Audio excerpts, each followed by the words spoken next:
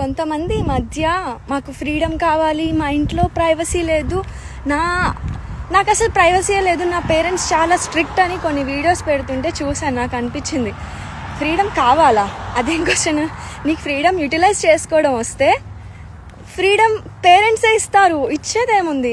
నీకు ఆ ఎబిలిటీ ఉంది, నీకు ఆ మెచ్యూరిటీ ఉంది, నువ్వు కరెక్ట్ వేలో నీ ఫ్రీడమ్ యూటిలైజ్ చేసుకున్నావు అంటే పేరెంట్స్ ఇస్తారు, ఇచ్చి తీరుతారు. ఇప్పుడు మమ్మల్ని అందరినీ, మా స్టూడెంట్స్ అందరినీ యూఎస్ పంపించలా? ఇక్కడ కల్చర్ ఎట్లా ఉంటుంది? ఒక నమ్మకంతో యూటిలైజ్ చేసుకోగలరు వీళ్ళు అని చెప్పి పేరెంట్స్ ఒక అండర్స్టాండింగ్ తోటి ఇక్కడికి పంపించారనమాట. నేను ఒక ఎగ్జాంపుల్ చెప్తాను.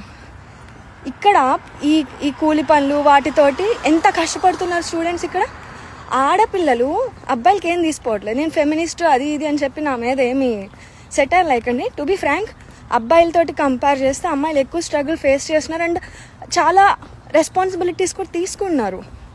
రియల్లీ మనం ఫ్రీడమ్ని కరెక్ట్గా యూటిలైజ్ చేసుకోగలం అనుకున్నప్పుడు మనకి ఫ్రీడమ్ కావాలి అని అడగాల్సిన పని లేదు, ఆటోమేటిక్గా వస్తుంది.